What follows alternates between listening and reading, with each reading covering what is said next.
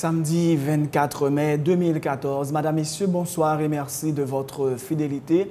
Bienvenue dans ce nouveau numéro de Pulsation. À la une de l'actualité, la Cour d'assises de Paris a condamné vendredi le chef de gang haïtien Amaral Duclona à 25 ans de réclusion criminelle avec une peine de sûreté des 2/3 pour l'enlèvement, la séquestration et le meurtre d'un chef d'entreprise, Claude Bernard Lauture, en 2004 à Port-au-Prince.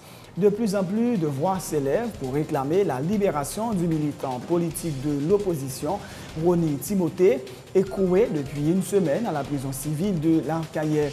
L'ancien député de famille Lavalas, Lionel Etienne, croit savoir que ce n'était pas l'arrestation du militant, mais son élimination pure et simple qui avait été programmée le 17 mai dernier. La Jeune Chambre internationale organise ce dimanche 25 mai, à l'occasion de la Fête des Mères, la première édition du projet national de collecte de sang autour du thème « Maman, c'est la vie, bail sang pour sauver yo, c'est sauver la vie ». Cette activité sera réalisée simultanément dans pas moins de 11 villes avec le support du Programme national de sécurité transfusionnelle et la Croix-Rouge haïtienne. 7 personnes, dont le tireur présumé, ont été tuées et 7 autres blessés lors d'une fusillade dans la ville d'Isla Vista, près du campus de l'Université de Californie. Le tireur aurait agi seul et souffrait de troubles mentaux. Environ 2 semaines après sa réélection, le président Jacob Zuma a prêté serment pour un nouveau mandat de 5 ans à la tête de l'Afrique du Sud. Le chef de l'État, qui dirige le pays depuis 2009, promet une seconde phase de transition. En sport, mené à la fin du temps réglementaire, le Real Madrid a opéré un incroyable retournement de situation pour s'imposer contre l'Atlético 4-1 en finale de la Ligue des Champions. Au bout du suspense, le Real tient donc sa décima. Madame, Messieurs, restez branchés pour le développement de ces titres et de bien d'autres.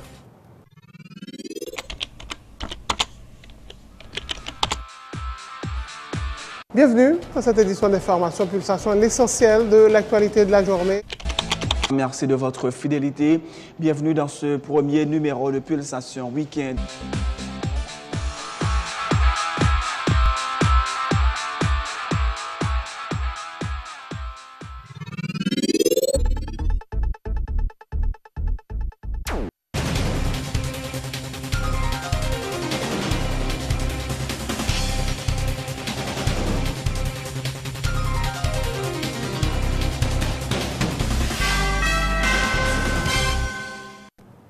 Chef, bienvenue dans le développement du journal. La Cour d'assises de Paris a condamné vendredi le chef de gang haïtien Amaral Duclona à 25 ans de réclusion criminelle avec une peine de sûreté des 2/3 pour l'enlèvement, la séquestration et le meurtre d'un chef d'entreprise, Claude Bernard Lauture, en 2004 à Port-au-Prince. Les jurés sont allés au-delà des réquisitions de l'avocat général qui avait requis une peine de 25 ans sans peine de sûreté. La veuve de la victime, Marie-Louise Michel, a exprimé sa satisfaction après l'énoncé du verdict, tout en regrettant l'absence de mise en cause de l'ex-président d'Haïti, Jean-Bertrand Aristide. Claude Bernard Lauture avait été enlevé le 6 janvier 2004 alors qu'il circulait en voiture par 3 hommes armés qui avaient bloqué son véhicule. Quelques heures plus tard, il téléphonait à son frère et lui expliquait sous la menace qu'il ne serait relâché qu'en échange d'une rançon de 100 000 $ versée par Gladys, sa tante, proche du président Aristide. Un téléphone portable perdu sur place par l'un des ravisseurs a permis aux enquêteurs français de remonter jusqu'à Amaral Duclona. L'ancien député de famille Lavalas, Lionel Etienne, avait accompagné vendredi les sénateurs Joseph Joël John et Pierre-Franck Exius à la prison civile d'Arcaillet, où ils ont visité le militant politique de l'opposition Rony Timothée, enfermé depuis une semaine. L'ex-parlementaire a lui aussi rapporté les déclarations du porte-parole de la FOPAC, selon lesquelles il n'a été ni maltraité ni violé durant sa détention, mais violemment giflé lors de son arrestation au point d'avoir toujours mal à l'œil droit. Lionel Etienne croit savoir que ce n'était pas l'arrestation du militant, mais son élimination pure et simple qui avait été programmée le 17 mai dernier. Et je nous venons là, c'est pour nous voir à 2 yeux, nos camarades Timothée. pour nous donner la population information sur la vie, monsieur. État santé national. Monsieur pas en forme, j'ai pour nous en forme, j'en connais. Nous comprenons que la présence nous tout, on dit gens remonter moral, monsieur. Mais le gonzule qui est même grosseur, qui a été tapé là-dedans, et on comprend que côté monsieur est là, il va bien tout. C'est début apprenti dictateur. Il a commencé à arrêter le monde, mais si on a qui planifié dans bagay ça, c'est plus un crime qui était planifié. Arrestation pas planifiée. C'est ça qui fait la loi a une place pour désapprouver l'arrestation. Mais ça qui est planifié, c'est crime. Heureusement, il dit que bon Dieu pour toute qualité de monde. Heureusement, Timothée sauvé de justesse d'un crime que tu vas faire sur lui. Maintenant, je dis, il faut nous prendre destinée nous en main. C'est mon question de la Valasse. La Valasse, c'est une dans le bloc là, pour nous mettre ensemble. Pour que jamais nous ne pas quitter le fil dictature après en naissance dans le pays.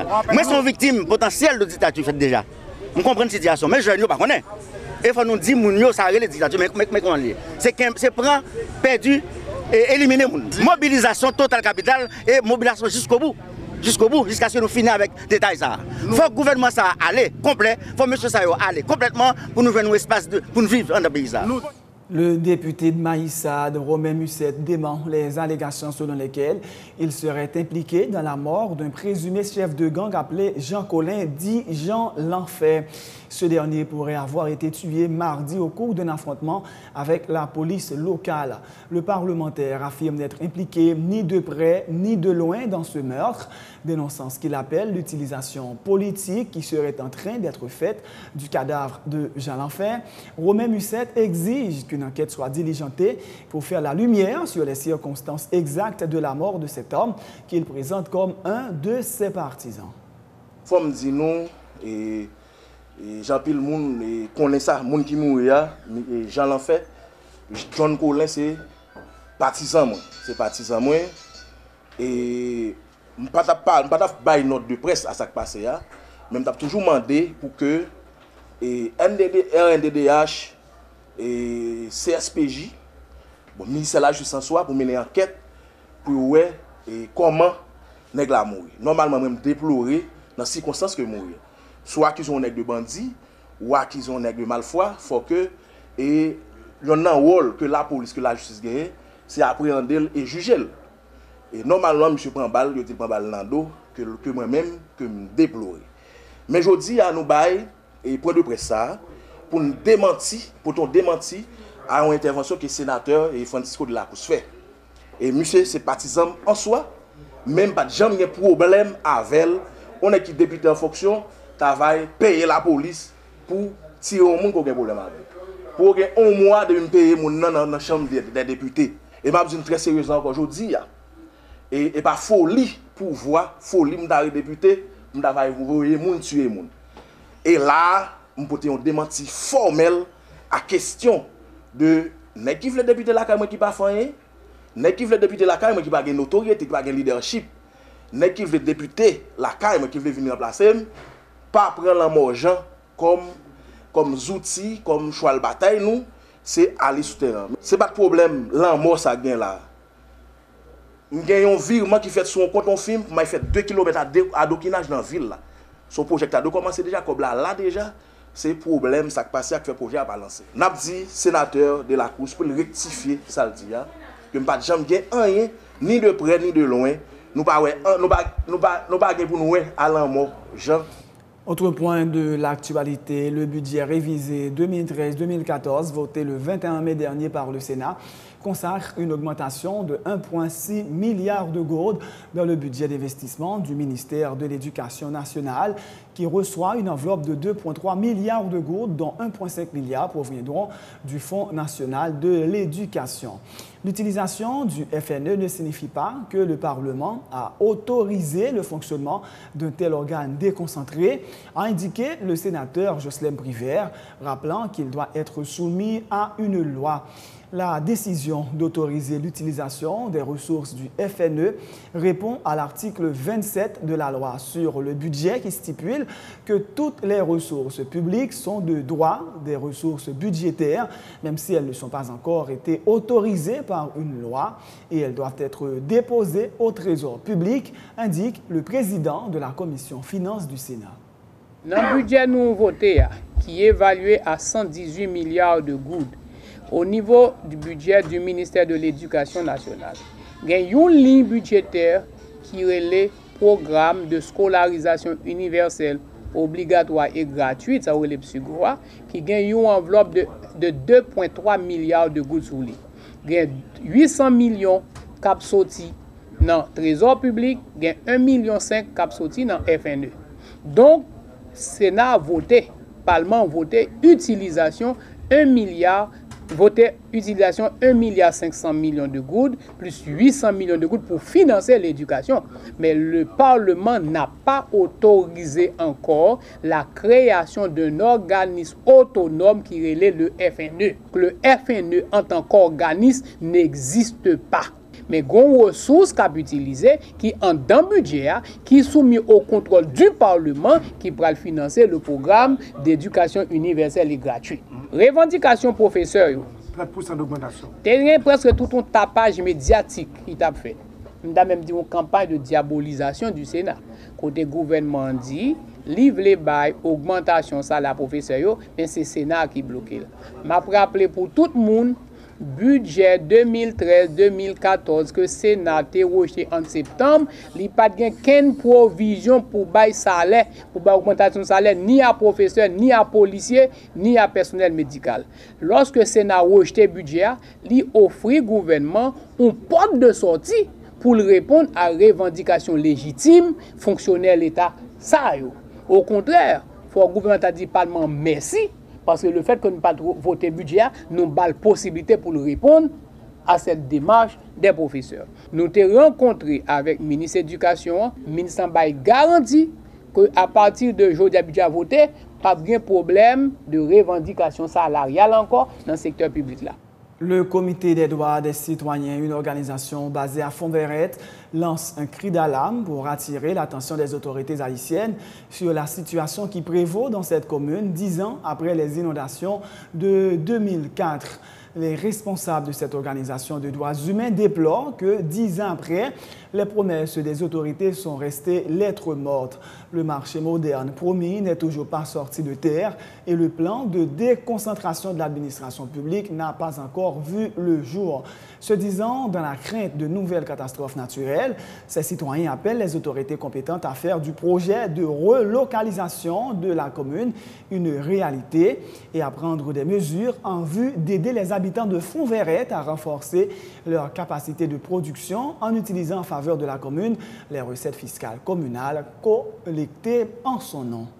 Nous mandatés par organisation et voix population pour nous dire pour que l'État haïtien leve ville Fonds-Verrette là mettez sous plateau tourner en réalité Jean Odedil ou était tronçon route nationale numéro 4 là qui mène dans 5 communes dans état que lié découper commune en 5 sections communales en quartier à Kionville bâtir un marché moderne dans une bonne position une façon pour marcher marchand capable aller en souffle en bas soleil pour 6 tonnes perdu marchandises les gain gros inondation bâtir un plan pour déconcentrer bureau l'État et dans commune pour que petite Fonds-Verrette soit capable de service en bas yo. Nous demandons jodi pour ministère environnement mettez pressé bon contrôle sur environnement commune à crèche des pays qui n'est pas fini chaque jour plus pour recette fiscale la retourner en faveur des marchands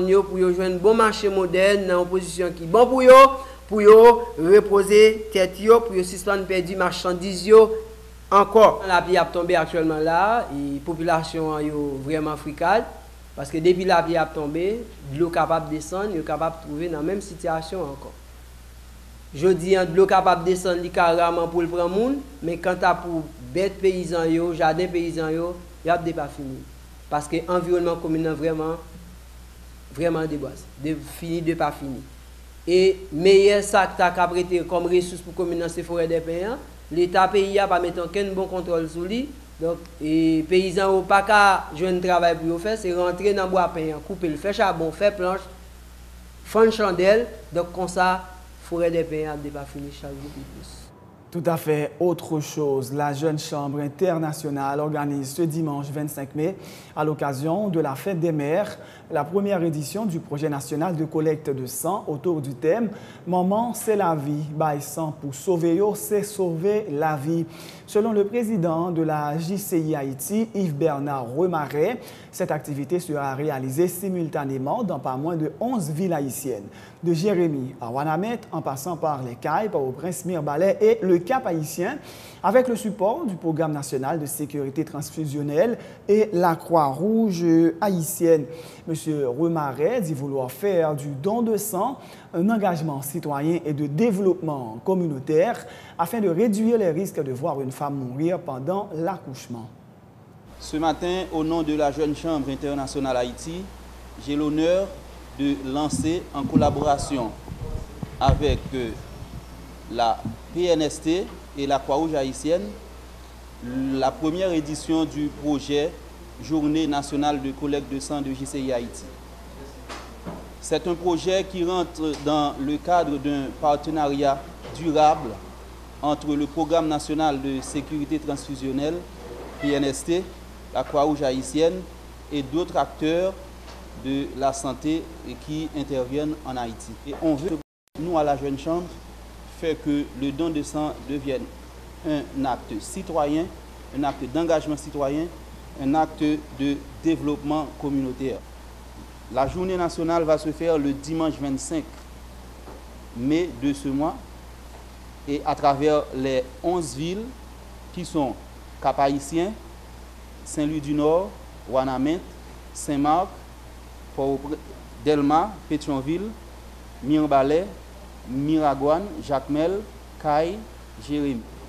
Grâce au support de 13 organisations locales de la Jeune Chambre internationale Haïti, les clubs 25 Croix-Rouge et aussi les centres de transfusion sanguine de PNST qui se trouvent à travers le pays.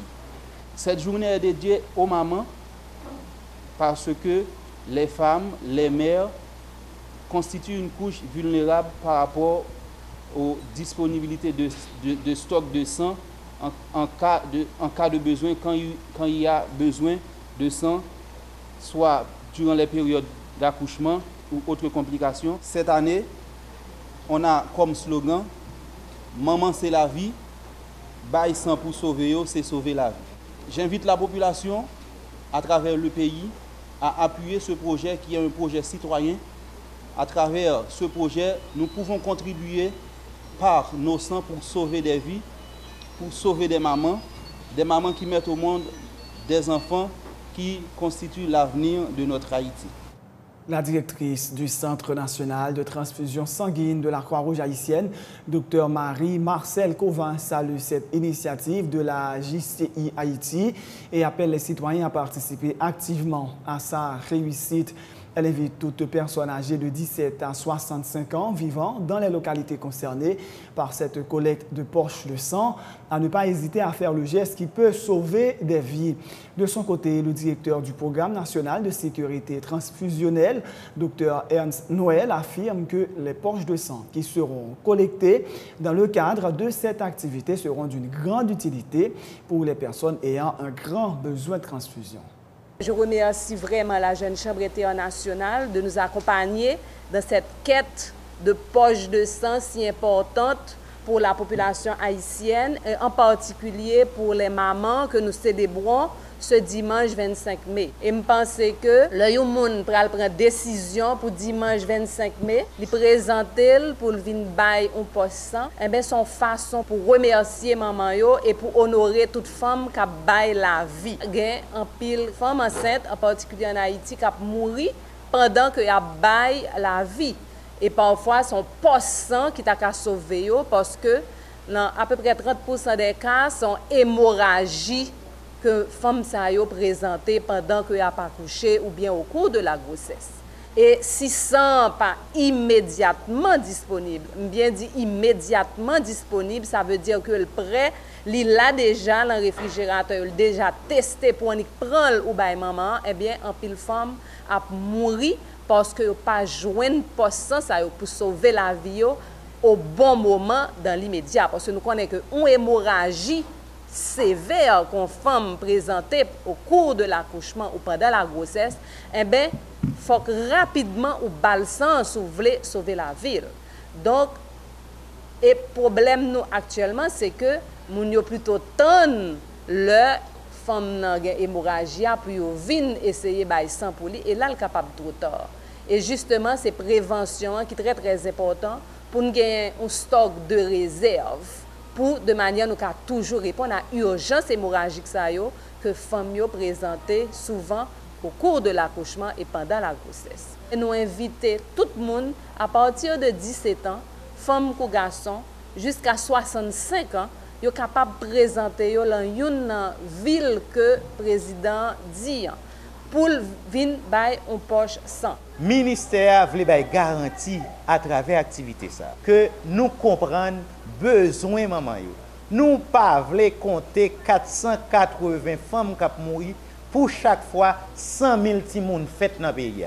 Nous voulons que une fille pour l'accoucher, il y a une garantie que le couche a bien passé pour le petit monde en bonne santé. Juste avant de vous quitter, voici le rappel des titres. La Cour d'assises de Paris a condamné vendredi le chef de gang haïtien Amara Duclona à 25 ans de réclusion criminelle avec une peine de sûreté des 2/3 pour l'enlèvement, la séquestration et le meurtre d'un chef d'entreprise, Claude Bernard Lauture, en 2004 à Port-au-Prince. De plus en plus de voix s'élèvent pour réclamer la libération du militant politique de l'opposition, René Timothée, écroué depuis une semaine à la prison civile de l'Arcaïère. L'ancien député de Famille-Lavalas, Lionel Etienne, croit savoir que ce n'était pas l'arrestation du militant, mais son élimination pure et simple qui avait été programmée le 17 mai dernier. La Jeune Chambre internationale organise ce dimanche 25 mai, à l'occasion de la Fête des Mères, la première édition du projet national de collecte de sang autour du thème « Maman, c'est la vie, bail sang pour sauver yo, c'est sauver la vie ». Cette activité sera réalisée simultanément dans pas moins de 11 villes avec le support du Programme national de sécurité transfusionnelle et la Croix-Rouge haïtienne. À l'étranger, 7 personnes, dont le tireur présumé, ont été tuées et 7 autres blessés lors d'une fusillade dans la ville d'Isla Vista, près du campus de l'Université de Californie. Le tireur aurait agi seul et souffrait de troubles mentaux. Environ 2 semaines après sa réélection, le président Jacob Zuma a prêté serment pour un nouveau mandat de 5 ans à la tête de l'Afrique du Sud. Le chef de l'État, qui dirige le pays depuis 2009, promet une seconde phase de transition. En sport, mené à la fin du temps réglementaire, le Real Madrid a opéré un incroyable retournement de situation pour s'imposer contre l'Atlético de Madrid 4-1 en finale de la Ligue des Champions ce samedi. Au bout du suspense, le Real tient donc sa décima. C'est la fin de ce journal. Merci de l'avoir suivi. Bonne suite de programme sur Télé Pluriel.